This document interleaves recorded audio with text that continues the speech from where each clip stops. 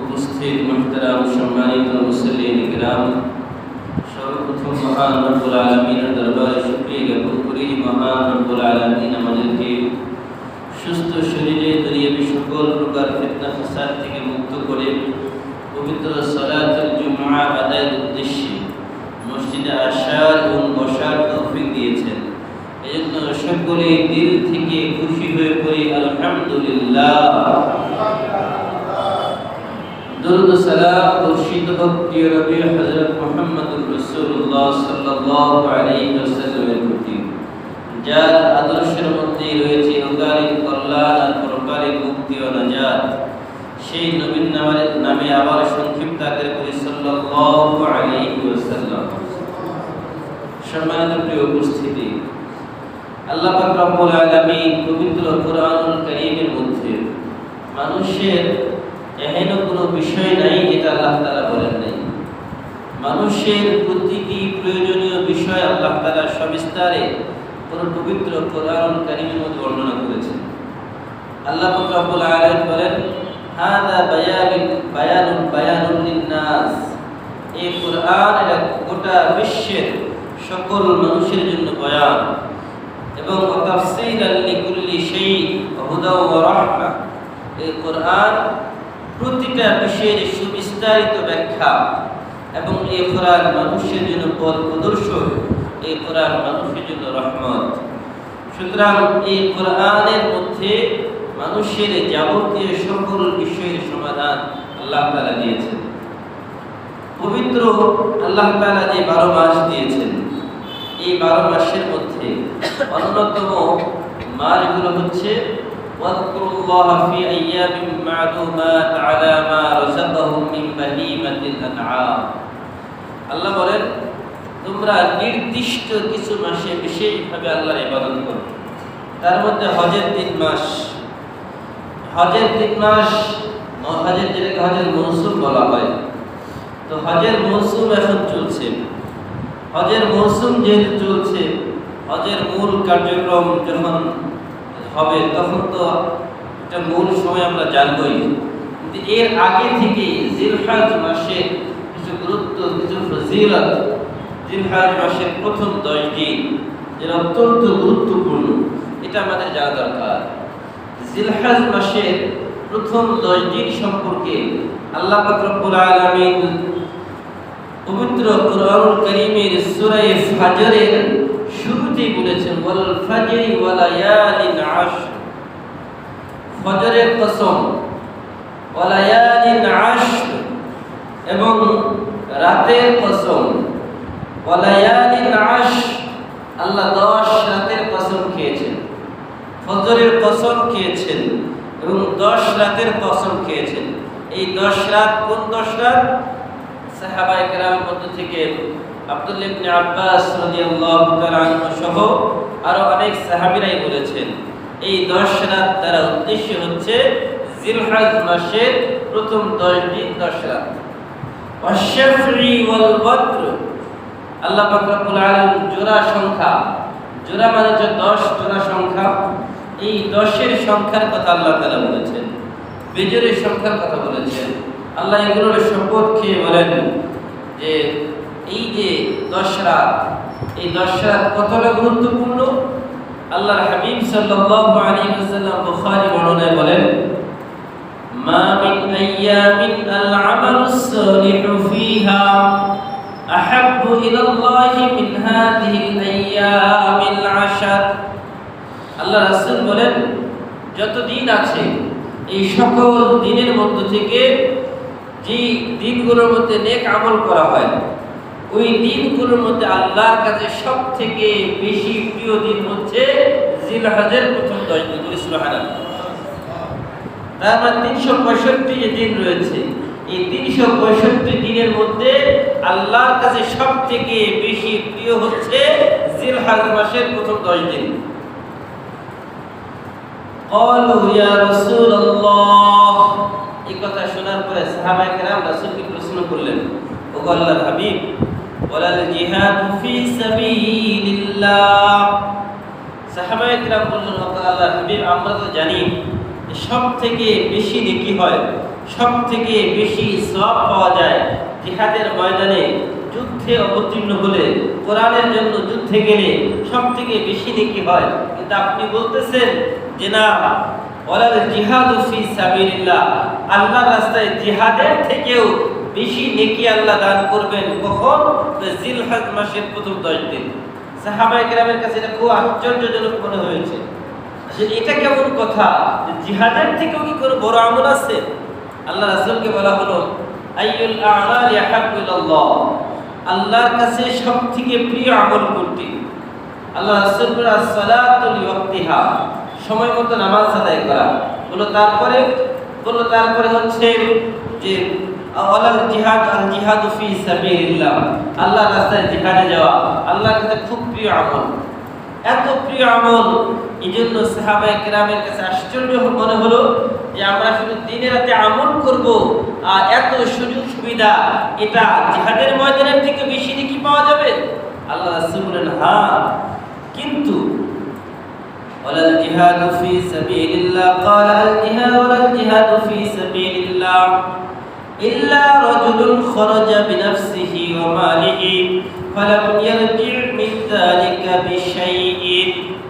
আল্লাহ রাসূল বলেন, তবে যে ব্যক্তি নিজের জান মাল সব কিছু নিয়ে যুদ্ধের ময়দানে চলে গেছেন, যুদ্ধের ময়দানে যাওয়ার পরে যুদ্ধ করতে করতে করতে তারা সেখানে শহীদ হয়ে গেছেন, আর ফিরে আসেন নাই, ওই শাহাদাতের মর্যাদা এটা আলাদা, এর থেকে অন্য কিছু বেশি সওয়াব নাই। তার মানে আল্লাহর কাছে সব থেকে বেশি মর্যাদা সম্পন্ন হচ্ছে শাহাদাতের মৃত্যু।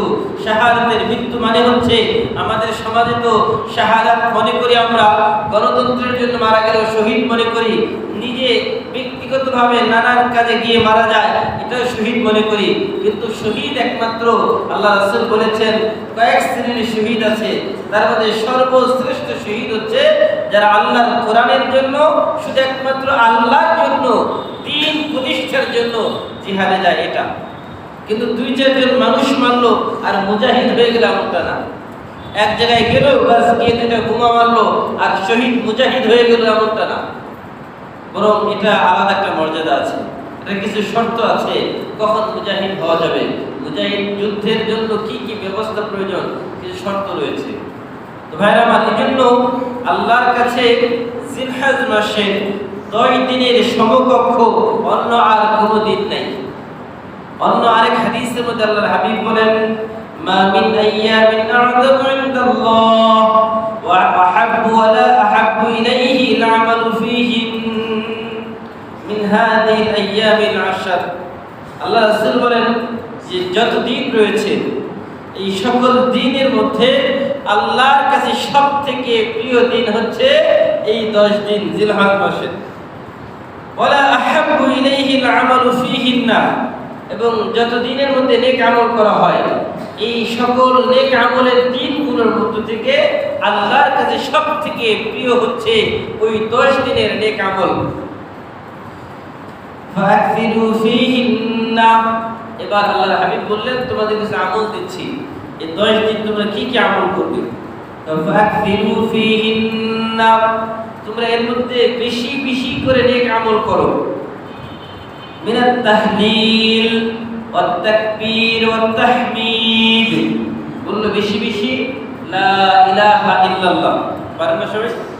লা ইলাহা ইল্লাল্লাহ, আল্লাহু আকবার, আলহামদুলিল্লাহ, সুবহানাল্লাহ, এই জিকিরগুলা বেশি বেশি করে করার জন্য বলা হয়েছে। এগুলো করা যাবে ইনশাআল্লাহ। হাঁটতে বসতে সর্ব অবস্থায় বেশি বেশি জিকির করতে হবে।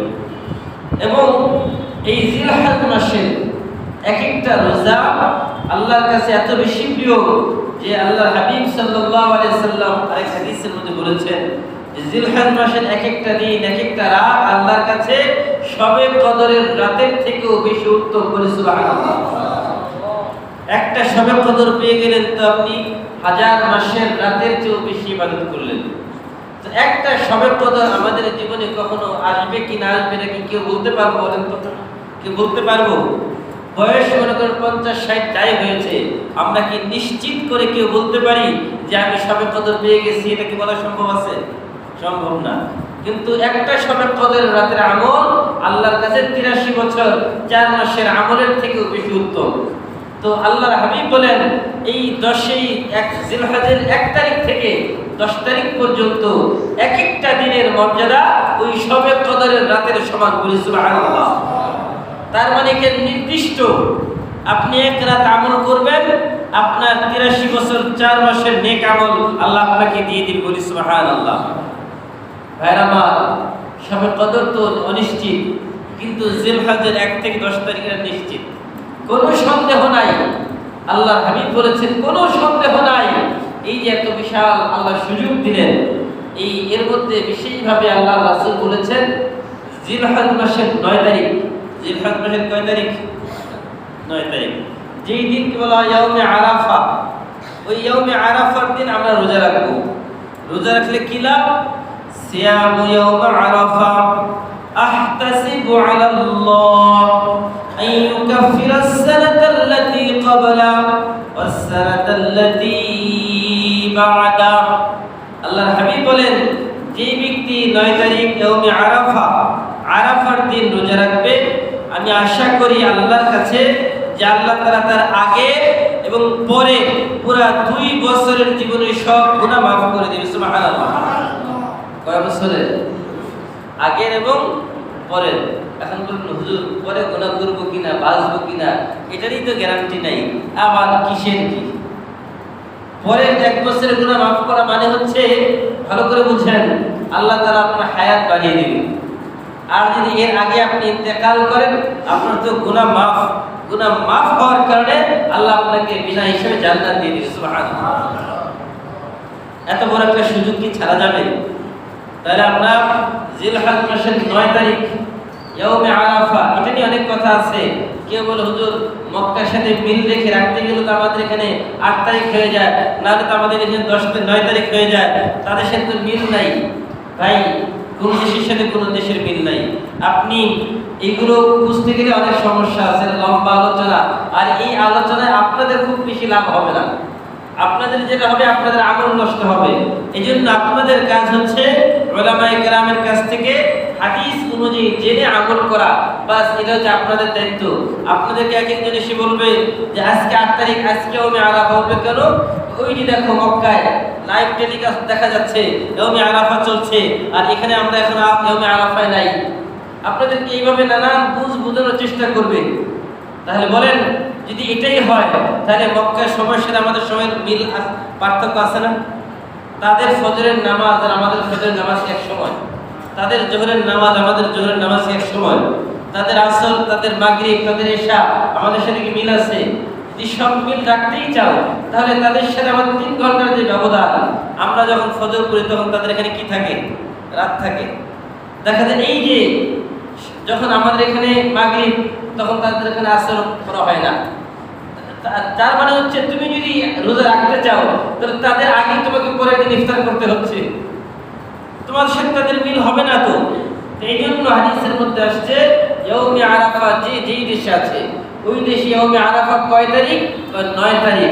সুতরাং তারিখ মূল ধার্য বিষয়। আপনি তারিখ নির্ধারণ করে ইয়াউমে আরাফা রোজা রাখবেন। ইনশাআল্লাহ আশা করি আল্লাহ আপনার আমার জীবনের আগের এবং পরের 2 বছরের গুনাহ মাফ করে দিবেন। সুবহানাল্লাহ। রাখবো ইনশাআল্লাহ। একটা রোজা রাখলে 2 বছরের গুনাহ মাফ। আর যদি আপনি এক দিন রোজা রাখেন, একদিন 1 তারিখ থেকে 10 তারিখ সবগুলো রোজা রাখেন, তাহলে আরো সব বেশি। এক একটা রোজা এক একটা রমজানের রোজার সমান। বলি সুবহানাল্লাহ। এক একটা রোজা এক একটা রমজান রোজার সমান। একটা রমজানের রোজা যদি কেউ জীবনে না রাখে, তাহলে সারা জীবন যদি রোজা রাখে, সারা জীবন, তারপরে ওই একটা রমজানের রোজার সমান সব সে অর্জন করতে পারবে না। এত বিশাল পার্থক্য। আর ওই সুযোগটাই আল্লাহ এই 1 তারিখ থেকে 10 তারিখ দিচ্ছেন। যদি আমি রোজা রাখি, তাহলে আল্লাহ তাআলা এক একটা রোজার বদৌলতে আপনাকে আমাকে রমজানের সমান রোজার সওয়াব দিবেন। সুবহানাল্লাহ। ভাইরা আমার, এই দিন আমাদের মানে এই যে জিলহজ মাসের 1 তারিখ থেকে কি কি করণীয়? 1 নম্বর, আমরা 5 ওয়াক্ত ফরজ নামাজ কোনো অবস্থায় ছাড়বো না। যে যে অবস্থায় থাকি, যেখানে থাকি, একা হোক জামাতে হোক, সর্ব অবস্থায় 5 ওয়াক্ত নামাজ বাধ্যতামূলক পড়বই পড়ব। 2 নম্বর, নফল নামাজ বাড়িয়ে দিব। আগে নফল নামাজ পড়তাম না, এখন 2 রাকাত পড়ব। আগে 2 রাকাত পড়তাম, এখন 4 রাকাত পড়ব। আগে 4 রাকাত পড়তাম, এখন 6 রাকাত পড়ব। এবং কোরআন তেলাওয়াত নিয়মিত করব। আগে কোরআন তেলাওয়াত করতাম না, এখন করব। আগে পড়তেই পারতাম না, আপনি কোরআন শরীফ নিয়ে বসে থাকেন, বসে বসে চোখ বোলান, যে আল্লাহর কোরআনের আয়াতগুলো চোখে দেখেন, তাহলে চোখের শান্তি আপনার। আপনি পড়তে পারেন না, কিন্তু আপনি মহব্বত করেন কোরআনকে, কোরআনকে মহব্বত করে কোরআনকে আপনি হাত বোলান, আপনি চুমা খান, আপনি এর উপরে হাত বুলিয়ে দেখেন না। অন্তরে যদি মহব্বত তৈরি হয়ে যায়, তখন আপনি শিখতে সহজ হয়ে যাবে ভাই। যদি মহব্বতই না থাকে কোরআনের সাথে, আপনি কোনোদিন শিখবেন না। আগে তো কোরআনের সাথে মহব্বত তৈরি করেন। এই জন্য নিয়মিত কোরআন তেলাওয়াত করা, বেশি বেশি করে। যারা 1 পৃষ্ঠা পড়তাম তারা 2 পৃষ্ঠা পড়বো, যারা 1 পারা পড়তাম তারা 2 পারা পড়বো। এইভাবে নিয়মিত কোরআন তেলাওয়াত করা। এবং 1 তারিখ থেকে 10 তারিখ বেশি বেশি করে জিকির করা। কেন? আল্লাহ রাসূল বলেছেন, তোমরা বেশি বেশি করে জিকির করো। জিকির তোমাদের অন্তরকে জিন্দা করে দেয়। আর যে অন্তরে জিকির নাই, ওই অন্তর হচ্ছে মুর্দা, মৃত অন্তর। আর মৃত অন্তরে কখনো আমল ভালো লাগে না, নামাজ, রোজা, হজ, যাকাত কিছুই ভালো লাগে না। এই জন্য বেশি বেশি করে জিকির করা। জিকির করলে অন্তর প্রশান্ত হয়। আল্লাহ বলেছেন, আলা বিযিকরিল্লাহ তাতমাইন্নুল কুলুব, আলা বিযিকরিল্লাহ তাতমাইন্নুল কুলুব। যারা অস্থির, সব সময় অস্থির, কোনোভাবে কোনো সিদ্ধান্ত নিতে পারে না, কোনো কাজে মনোযোগ হতে পারে না, আল্লাহ বলেন অস্থিরতা কাটাতে চাও, আলা বিযিকরিল্লাহ তাতমাইন্নুল কুলুব। তুমি বেশি বেশি জিকির করো। এই জিকির তোমার জীবনে শান্তি নিয়ে আসবে। এই জিকির তোমার অশান্ত দিলকে শান্ত করে দেবে। এই জিকির তোমার অশান্ত দিলকে প্রশান্তি দিয়ে ভরপুর করে দেবে। সুবহানাল্লাহ। এই জন্য জিকির বেশি বেশি করা চাই। আল্লাহ রাসূল বলেন, এবং 1 তারিখ থেকে 10 তারিখ তওবা করা। আমাদের গুনাহ আছে না নাই? গুনাহ থেকে আল্লাহর কাছে বেশি বেশি করে তওবা করা। এবং এই 1 তারিখ থেকে 10 তারিখ বেশি বেশি করে দান সাদাকা করা। বলুন কেন দান সাদাকা বেশি করব? কারণ হচ্ছে, আপনি দেখেন শবে কদরের রাতে যদি আপনি 1 টাকা দান করেন, তাহলে আপনার ওই শবে কদর যদি ওই দিন নির্ধারিত হয়, তাহলে আপনি 1 রাতে 83 বছর 4 মাস দান করলে যে সওয়াব পাবেন, ওই পরিমাণ সওয়াব আল্লাহ আপনাকে 1 রাতের বিনিময়ে দিবে। 1 টাকা যদি দান করেন, তাহলে 1 টাকা 83 বছর 4 মাস দান করলে যে সওয়াব হতো, ওই পরিমাণ নেকি আল্লাহ আপনাকে দেবে। অনিশ্চিত, কিন্তু নিশ্চিত যেটা, সেটা হচ্ছে আপনার 1 তারিখ থেকে 10 তারিখ এই জিলহজ মাসের আপনি যা দান করবেন আল্লাহর রাস্তায়, এটা যদি 1 টাকা হয়, 10 টাকা হয়, 20 টাকা হয়, 100 হয়, 500 হয়, তাহলে এটা আপনার 83 বছর 4 মাসের থেকেও বেশি নেকি আল্লাহ আপনাকে দান করবে। সুবহানাল্লাহ। এই যে সুযোগ কিন্তু সবসময় আসবে না। এবং আল্লাহর রাস্তায় বেশি বেশি করে ব্যয় করা। আল্লাহ রাসূল সাল্লাল্লাহু আলাইহি ওয়াসাল্লাম বলেন, কোরআন এই 1 তারিখ থেকে নিয়ে আমাদের কোরবানির প্রস্তুতি গ্রহণ করা। কোরবানির প্রস্তুতি গ্রহণ করা। কোরবানির প্রস্তুতি গ্রহণ করতে গিয়ে আমরা যেটা করব, জিলহজ মাসের আগে থেকে আমাদের মুস, আমাদের হাতের নখ, অবাঞ্ছিত লোম, এগুলো আমরা 1 তারিখের আগে সব কেটে পরিষ্কার করে ফেলব। আমরা 1 তারিখ থেকে নিয়ে জিলহজ মাসের 10 তারিখ পর্যন্ত এগুলো সব লোম, মুস কর্তন করবো না, অবাঞ্ছিত কোনো লোম পশম কাটবো না। যদি না কাটি কি হবে? আল্লাহ তাআলা আমাদেরকে একটা কোরবানির সমান সওয়াব দিবেন। সুবহানাল্লাহ। এটা যে কোরবানি করে তার জন্য, আর যে কোরবানি করে না তার জন্য, সবার জন্য। এটা এমন না যে শুধু কোরবানি করে তার জন্য আর যে করে না তার জন্য, এমনটা না।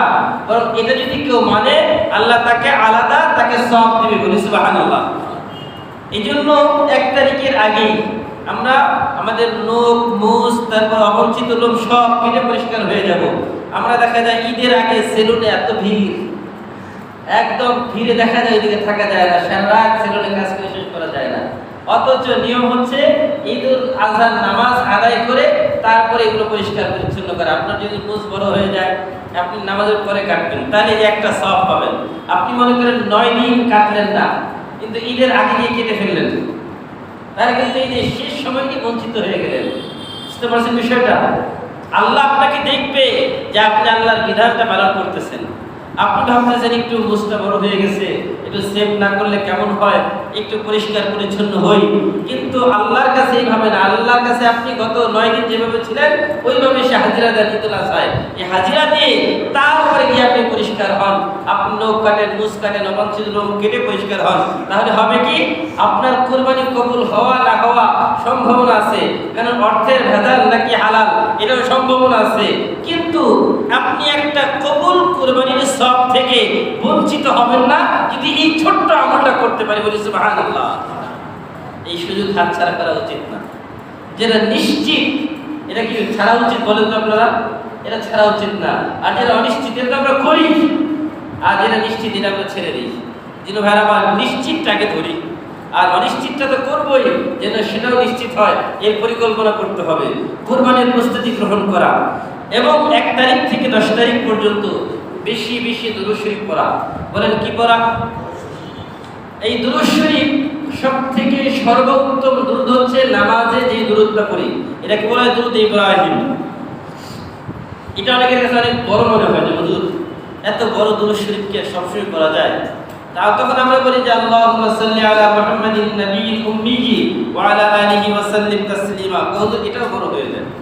তখন বলি যে আল্লাহুম্মা সাল্লি ওয়া সাল্লিম আলা নাবিয়িনা মুহাম্মদ। আল্লাহুম্মা সাল্লি ওয়া সাল্লিম, বলে আল্লাহুম্মা সাল্লি ওয়া সাল্লিম আলা নাবিয়িনা মুহাম্মদ সাল্লাল্লাহু আলাইহি ওয়াসাল্লাম। হুজুর এটাও বড় হয়ে যায়। তখন আমরা বলি যে ঠিক আছে আগেরটাও মাইনাস করেন, শুধু সাল্লাল্লাহু আলাইহি ওয়াসাল্লাম এতটুকু পারেন তো? হ্যাঁ হুজুর এখন পারা যায়। এতটুকু পড়লেও আপনি নাকি পেয়ে যাবেন। বুঝে আসছে? এই জন্য যদি আপনার কাছে বড়টা পড়তে ভালো না লাগে তারপরে করেন, তারপরে যদি না পারেন তারপরে পড়েন, যদি এটাও না পারেন কমপক্ষে সাল্লাল্লাহু আলাইহি ওয়াসাল্লাম পড়া যাবে না? বলুন হুজুর লাভ কি? লাভ হচ্ছে আল্লাহ রাসূল বলেন যে ব্যক্তি আমার নামে একবার দরুদ পড়বে আল্লাহ তাআলা তার 10টা গুনাহ মাফ করে দিবেন। সুবহানাল্লাহ। যে ব্যক্তি আমার নামে একবার দরুদ পড়বে আল্লাহ তার আমলনামায় 10টা নেকি লিখে দিবে। বলি সুবহানাল্লাহ। যে ব্যক্তি একবার আমার নামে দরুদ পড়বে আল্লাহ তাআলা তার 10টা দুনিয়ার মর্যাদা বাড়িয়ে দিবে। সুবহানাল্লাহ। আল্লাহ বলেন যদি তোমরা একবার দরুদ শরীফ পড়ো তাহলে আল্লাহ তাআলা তোমাদের 10টা মর্যাদা বাড়িয়ে দিবেন, 10টা রহমত নাযিল করবেন এবং রেশমি রুমালের মধ্যে জাফরানের জান্নাতের কালি দিয়ে আল্লাহ তাআলা ওই বান্দার নাম, ওই বান্দার বাবার নাম, ওই বান্দার মায়ের নাম লিখে রাসূলের কাছে একজন ফেরেশতা পৌঁছে দেয়। বলে যে ওগো নবী, আপনার অমুক দেশের অমুক আপনার উম্মত আপনার নামে এতবার দরুদ পড়েছে। তখন আল্লাহ রাসূল বলেন যেই ব্যক্তি আমার নামে দরুদ পড়ে কিয়ামতের ময়দানে আমি নবী তার জন্য সুপারিশ করা ওয়াজিব হয়ে যায়। সুবহানাল্লাহ। ভাইরা আমার, এক ব্যক্তি কিয়ামতের ময়দানে বিপদে পড়ে গেছে। কেমন বিপদ? তার জাহান্নামের ফয়সালা হয়ে গেছে। এর থেকে বড় কোনো বিপদ আছে বলেন তো? কারণ আল্লাহ বলেন ফামান যুহসিহা আনিন নার ওয়া উদখিলাল জান্নাহ ফাকাদ ফাজ। যে ব্যক্তি জাহান্নাম থেকে মুক্তি পেয়ে গেল, জাহান্নাম থেকে পরিত্রাণ পেয়ে গেল, সে জান্নাতে প্রবেশ করলো, সে মহা সফলতা অর্জন করলো। তার মানে সফল হচ্ছে ওই ব্যক্তি যে চূড়ান্তভাবে জাহান্নাম থেকে পরিত্রাণ পেয়ে জান্নাতে যেতে পারে। এবার এই ব্যক্তি জান্নাতে যাওয়া তো দূরের কথা, এমন একজন ব্যক্তি যার আমলের পাল্লা ওয়ানাজাল মাওয়াজিনাল কিসত ইয়াউমিল কিয়ামাহ, আল্লাহ তাআলা নেক আমলগুলো যখন মিজানের মধ্যে দিবেন, যখন মিজানের মধ্যে দিবেন, দেওয়ার পরে দেখা গেল তার গুনাহের পাল্লা ভারী হয়ে গেছে। গুনাহের পাল্লা আল্লাহর পক্ষ থেকে ফয়সালা, ইকরা কিতাবাক, পড়ো তুমি তোমার আমলনামা, কাফা বিনাফসিকাল ইয়াউমা আলাইকা হাসিবা, তোমার আমলনামা আজকে বিচার করার জন্য কোনো বিচারকের প্রয়োজন নাই, তুমি নিজেই নিজের বিচার করতে পারবে। বাস সে যখন পড়বে দেখে বলবে মানি হাযাল কিতাব লা ইউগাদিরু সাগীরাতান ওয়ালা কাবীরাতান ইল্লা আহসাহা ওয়া ওয়াজাদু মা আমিলু হাদিরা ওয়ালা ইয়াযলিমু রাব্বুকা আহাদা। বলবে আরে এটা কেমন আমার আমলনামা, এটা কেমন আমলনামা, এখানে তো ছোট থেকে ছোট, বড় থেকে বড় কোনো একটা গুনাহ তো এখানে বাদ নাই। যে নেকির কাজ করেছি এটাও লেখা আছে, গুনাহের কাজ করেছি এটাও লেখা আছে। মা লিহাদাল কিতাব লা ইউগাদিরু সাগীরাতান ওয়ালা কাবীরাতান ইল্লা আহসাহা, সব কিছু হাতে গুনবে, একটা দুইটা তিনটা করে গুনতে থাকবে। আহসাহা ওয়া ওয়াজাদু মা আমিলু হাদিরা, সব কিছু সে হাজির পাবে, উপস্থিত দেখবে। আর বলবে ওয়ালা ইয়াযলিমু রাব্বুকা আহাদা, তোমার রব কিন্তু তোমার উপর জুলুম করে নাই, তোমার রব তোমার উপর জুলুম করে নাই, তুমি যা করছো তাই এখানে লেখা আছে। ভাই আমার, যখন আমলনামা দেখবে গুনার পাহাড়, তখন সে জাহান্নামের জন্য যাওয়া শুরু করবে। আল্লাহর কাছে একজন ফেরেশতা গিয়ে বলবে, গো নবী, আল্লাহর নবীর কাছে একজন ফেরেশতা গিয়ে, গো নবী, আপনার একটা উম্মত জাহান্নামে যাচ্ছে। তখন নবী তাকে দৌড়ে পিছন থেকে বলবে, দাঁড়াও দাঁড়াও, ঠিক থামো। সে থামবে, বলবে, চলো আমার সাথে, কি হয়েছে তোমার, মন খারাপ করে? বলবে, আল্লাহ আমাকে জাহান্নামের ফয়সালা করেছেন, তাই জাহান্নামে দিয়ে যাচ্ছি। বলবে, চলো। তাকে হাত ধরে নিয়ে আসবেন, এনে বলবে, আল্লাহ আমার সামনে আমার এই উম্মতের আমলটা আরেকবার মাপা হোক। আল্লাহ বলবেন, ফেরেশতা ঠিক আছে, আমার বন্ধু আবদার করেছে, যেহেতু আজকে তিনি হচ্ছেন এই আদালতের মামলা মুকদ্দমার যত যা কিছু আছে এটা উকিল হচ্ছেন তিনি, যেহেতু তিনি আরজি করেছেন, বাস আমলনামাটা আবার পাল্লা দাও। যখন দেওয়া হবে দেখা যাবে যে গুনাহের পাল্লা ভারী, নেকির পাল্লা হালকাই। এবার আল্লাহ রাসূল হাদিসের মধ্যে আসছে, ফাখরাজা বিতাকাতান, একটা ছোট্ট কাগজের টুকরা বের করবেন, একটা কাগজের টুকরা বের করে তার নেকির পাল্লার মধ্যে দিয়ে দেওয়া হবে। আর দিয়ে দেওয়ার সাথে সাথেই তার নেকির পাল্লাটা ভারী হয়ে একদম জমিনের সাথে লেগে যাবে, আর তার গুনাহের পাল্লা উপরে উঠে যাবে। এই দৃশ্য দেখে সে আশ্চর্য হয়ে যাবে। এবার আল্লাহর পক্ষ থেকে ফয়সালা হবে, যাও, তোমাকে মাফ করে দিয়া তোমাকে জান্নাতের ফয়সালা করে দিলাম। এবার সে নবীর পায়ে পড়ে যায়, বলবে, কে আপনি? আজকে এই বিপদের দিনে যেখানে আমার কেউ কোনো কাজে আসে নাই, পিতা সন্তানের কাজে আসবে না, মা সন্তানের কাজে আসে না, ভাই ভাইয়ের কাজে আসবে না, স্ত্রী স্বামীর কাজে আসবে না, স্বামী স্ত্রীর কাজে আসবে না, সবাই আপনজন গুলো আজকে দূরে দূরে পালিয়ে গেছে, আপনি কে এই বিপদের মুহূর্তে আমাকে বাঁচালেন? তখন নবী নিজের পরিচয় দিবেন, বলবেন, তুমি আমাকে চেনো নাই, তুমি গোপনে বসে বসে নীরবে নিভৃতে বসে বসে যখন মনে মনে সাল্লাল্লাহু আলাইহি ওয়াসাল্লাম এই দুরূদ পড়তেছিলেন, কেউ তো জানে না, তখন ওই দুরূদ আল্লাহর রহমতের ফেরেশতা আমার কাছে তোমার নাম, তোমার বাবার নাম, তোমার এলাকা সহ আমার কাছে আল্লাহ পৌঁছে দিয়েছেন। আর এটা দেখে আমি তোমার নামের এই দুরূদটা বের করেছি, আর ওই তোমার আমলটাই তোমার মিজানের পাল্লায় দিয়েছি। আর দেওয়ার সাথে সাথে আজকে আল্লাহ তোমার মিজানের পাল্লা ভারী করে তোমার নাজাতের ব্যবস্থা করে দিয়েছে। সুবহানাল্লাহ। এজন্য দুরূদ পড়লে লাভ না লস? কি বলেন, লাভ না লস? করবো তো ইনশাআল্লাহ। বলবো আর কি লাভ? দুরূদ পড়লে আল্লাহ রাসূল আরেক হাদিসের মধ্যে বলেছেন, যার যত বেশি অভাব অনটন, যদি বেশি দুরূদ পড়ে আল্লাহ তার সব অভাব দূর করে দেয়। সুবহানাল্লাহ। দোয়া করা লাগবে না হাত তুলে, শুধু সবসময় সবসময় দুরূদ পড়বে, দুরূদ পড়বে, দুরূদ পড়বে। তার যা প্রয়োজন আল্লাহ জানে না? এই দুরূদের বদৌলতে, দুরূদের পরিবর্তে আল্লাহ তাআলা তার যত হাজত আছে, যত প্রয়োজন, সব প্রয়োজন আল্লাহ পূরণ করে দেবে। সুবহানাল্লাহ। আল্লাহর কাছে হাত তুলে চাইতে হবে না। এই জন্য বেশি বেশি দুরূদ পড়া। এবং আমাদের অনেকের তাহাজ্জুদের অভ্যাস আছে, আবার অনেকের অভ্যাস নাই। এই জন্য আমরা এই দিনগুলোতে বিশেষ করে অন্তত অভ্যাস করার জন্য হলেও তাহাজ্জুদ নামাজ আদায় করব। আর যখন তাহাজ্জুদের এই 10 দিন নিয়মিত করব, তখন দেখা যাবে ইনশাআল্লাহ বাকি দিনগুলো আস্তে আস্তে অভ্যস্ত হয়ে যাব। আমাদের কেন দেখেন, আল্লাহর কাছে যাওয়ার সবথেকে উত্তম মাধ্যম হচ্ছে তাহাজ্জুদ। কারণ 5 ওয়াক্ত নামাজ এটা তো বাধ্যতামূলক করতেই হবে, এটা তো কোনো মাফ নাই। তাহাজ্জুদ এটা নবীদের জন্য ফরজ ছিল, আমাদের জন্য যদিও নফল করে দেওয়া হয়েছে, কিন্তু এটার মর্যাদা অনেক বেশি। যখন কোনো ব্যক্তি তাহাজ্জুদ পড়ে আল্লাহর কাছে যায়, আল্লাহর কাছে কান্নাকাটি করে, তখন আল্লাহ তাআলা তার হাতকে খালি ফেরান না। এই জন্য তাহাজ্জুদের নামাজের অভ্যাস করা, বেশি বেশি করে তাহাজ্জুদ আদায় করা। আল্লাহ রাসূল বলেছেন, এই যে এই 10 দিন সবথেকে বেশি যেটা আমাদের করণীয়, কুওয়াতে নেকি নাদারি বদমাকুন, যদি ভালো কাজ করতে নাও পারো অন্তত গুনাহের কাজ করো না। বলেন, ভালো কাজ করতে না পারলেও গুনাহের কাজ করব না। ভালো কাজ করতে না পারলেও বলেন গুনাহের কাজ, যদি এটা অন্তত করতে পারি, এটা একটা বড় কাজ, নেকির কাজ। কোনো ভালো কাজ করতে পারলাম না, অতিরিক্ত দান সদকা করতে পারলাম না, দরুদ পড়তে পারলাম না, জিকির আজকার করতে পারলাম না। 5 ওয়াক্ত নামাজের বাধ্যতামূলক পড়তেই হবে, এটা তো মাফ নাই। যেগুলো নফল ছিল এগুলো পড়তে পারি নাই, কিন্তু গুনাহের কাজও করি নাই। এটা যদি করতে পারেন তাহলেও আপনার জন্য আপনার জান্নাতের দরজা খুলে যাবে। দ্বিতীয় নম্বর, ইবাদতে বেশি বেশি মনোযোগী হওয়ার চেষ্টা করা। তৃতীয় নম্বর, আল্লাহর নৈকট্য প্রাপ্ত হওয়ার বেশি চেষ্টা করা। আল্লাহ বলছেন, যারা আমার কাছে আসতে চাও, আমার নৈকট্য লাভ করতে চাও, কিভাবে আসবা? ওয়াসজুদু ওয়াকতারিব, ওয়াসজুদু ওয়াকতারিব। আল্লাহ বলছেন বেশি বেশি করে সিজদা করো আর আমার কাছে আসো। তার মানে আল্লাহকে পাওয়া যায় সিজদায়। বলেন আল্লাহকে কোথায় পাওয়া যায়? আল্লাহকে কোথায় পাওয়া যায়? সিজদায়। এখন যারা সিজদাই দেয় না তারা আল্লাহকে পায় কেমনে? এটা কি সম্ভব? সম্ভব না ভাই আমার। এইজন্য সিজদার বিকল্প কিছুই নাই। যদি সিজদা দিতে পারি আল্লাহকে পাওয়া যাবে। আর যদি বলি যে না, দুনিয়ার সব জায়গায় শয়তান সিজদা করছে, কোথায় সিজদা করব? তাহলে ও পুরা কপাল, ও হলো বদবখত কমবখত। ওই রকম কমবখতের ঠিকানা জাহান্নাম ছাড়ার কোথাও নাই। কেন? আল্লাহকে পাওয়ার জন্য আপনাকে কবর না, আপনাকে সিজদায় যেতে হবে। সিজদা ছাড়া কোনো জায়গা নাই।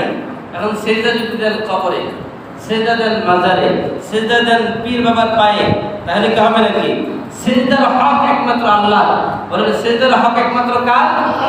সিজদার হক কার?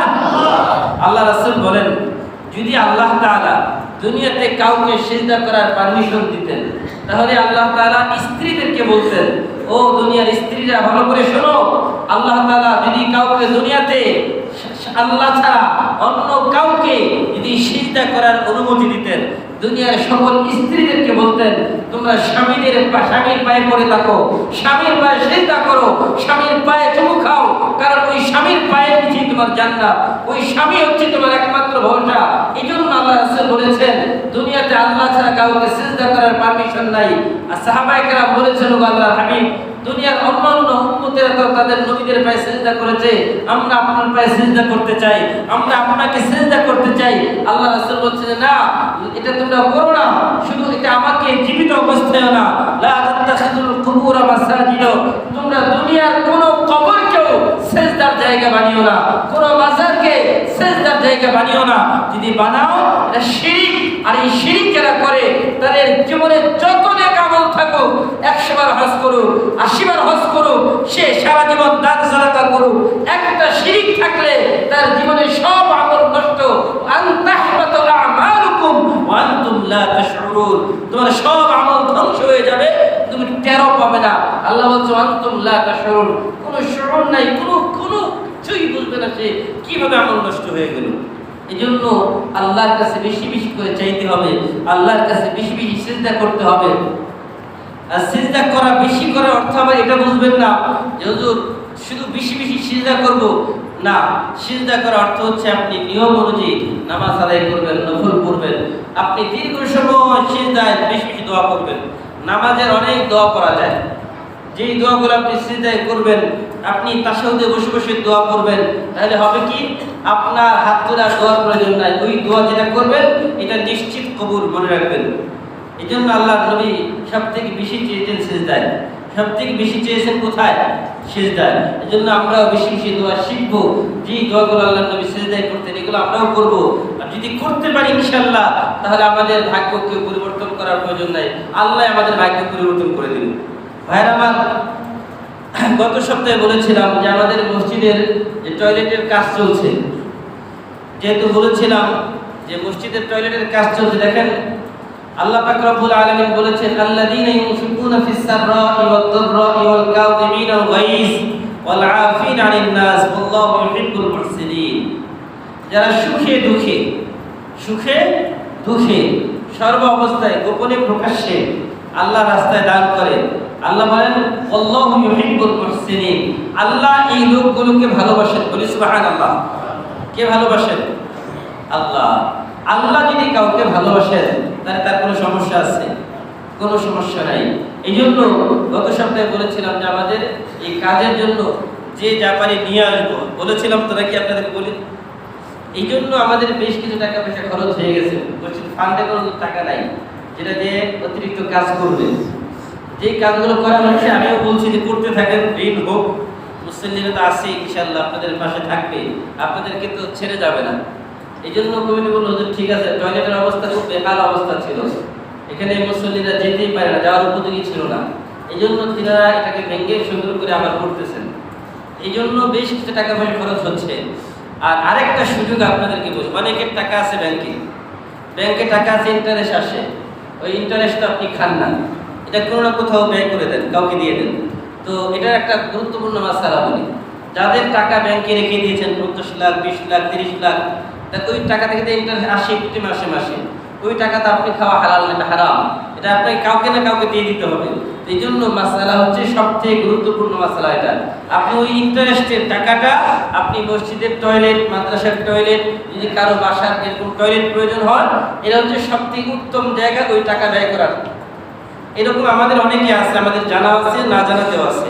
তো এই জন্য আপনাদের কাছে আমার উদাত্ত আহ্বান থাকবে, আপনাদের এরকম টাকা যদি কারো থাকে তাহলে আপনারা ওই টাকাটা আমাদের মসজিদ কমিটির সদস্যদের কাছে ইনশাআল্লাহ পৌঁছায় দেবেন।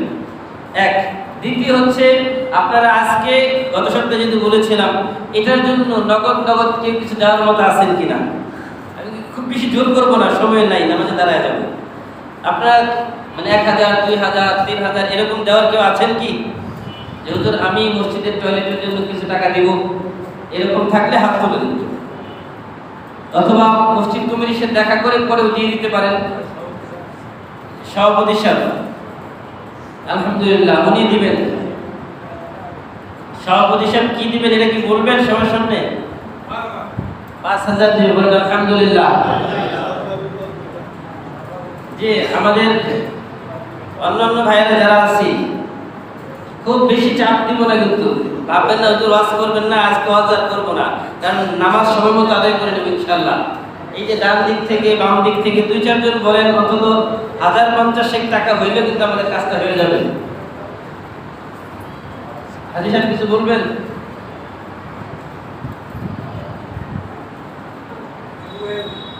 আমাদের যে সহসভাপতি, সিনিয়র সহসভাপতি সাহেব জিবু চাচা, উনি ইনশাআল্লাহ দিবেন। আলহামদুলিল্লাহ আমাদের সিনিয়র সহসভাপতি উনি 3000 টাকা দিয়ে বলেন আলহামদুলিল্লাহ। আর 2-4 জন বলেন ভাই, এই যে ভাইয়ের নাম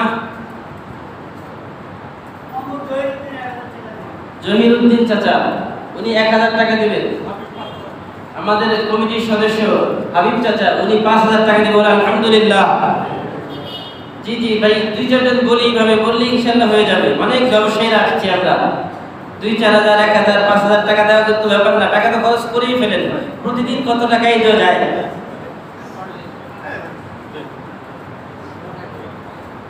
এই যে ডান দিক থেকে 2-1 জন বলেন, বাম দিক থেকে, পিছন থেকে হায়দার ভাই, কাঁচামাল আড়ত ব্যবসায়ী 1000, হায়দার ভাই 1000 টাকা বলেন আলহামদুলিল্লাহ।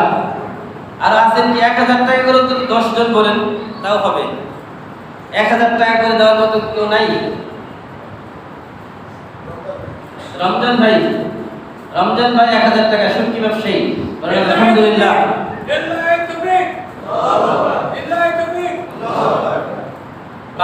বারান্দা থেকে কেউ নাই?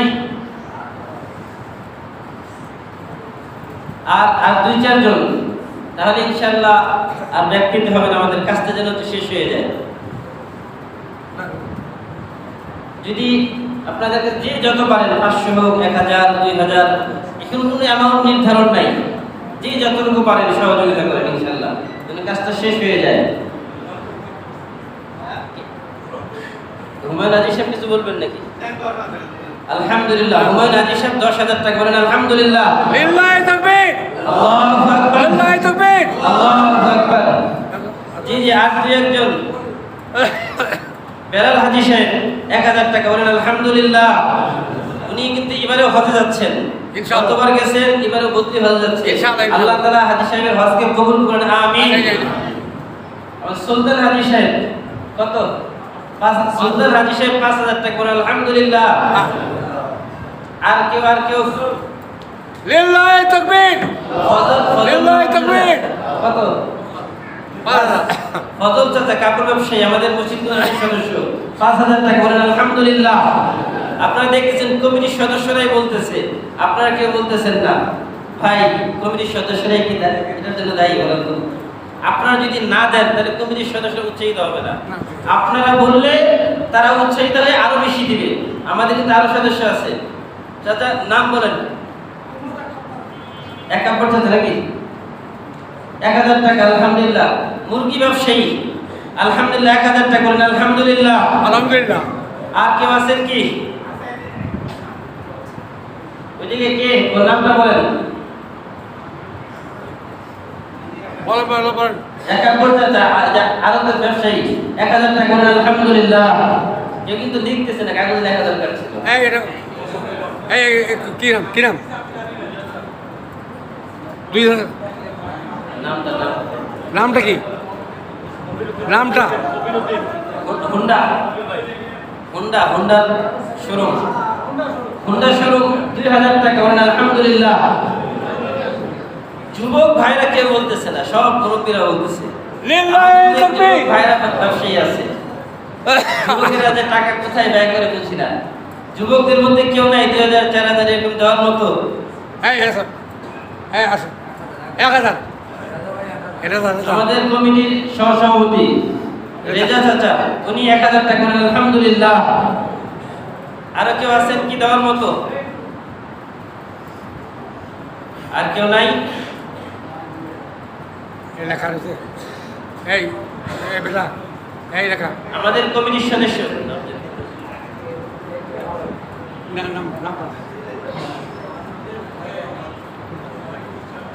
চেয়ারে বসছে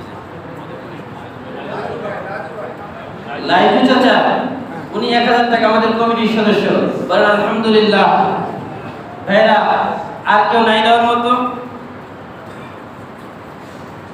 কমিটির বাইরে থেকে 2-4 জন বলেন। ব্যবসায়ীরা আছেন, আপনাদের দ্বারাই তো মসজিদ চলে, আপনারা প্রতিনিয়ত দিচ্ছেন। আর ইনশাআল্লাহ এই দেওয়ার বরকতে দেখবেন আল্লাহ তাআলা আপনাদের ব্যবসায় বরকত দিবেন ইনশাআল্লাহ। আমরা সবাই মিলে নামাজের পরে দোয়া করব আপনাদের জন্য ইনশাআল্লাহ। একটু ভাই নামগুলো লিখে নেবেন।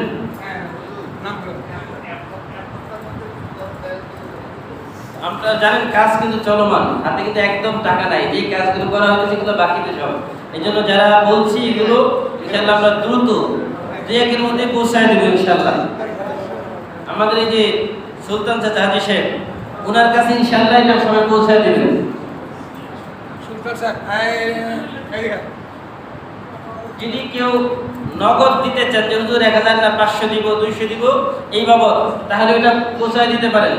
এরকম যদি কেউ থাকেন যে 200 500 100 এই কাজের বাবদ দিব, সেটা আপনারা দিতে পারবেন সবাই। এরকম থাকলে হাতে হাতে পৌঁছায় দেন।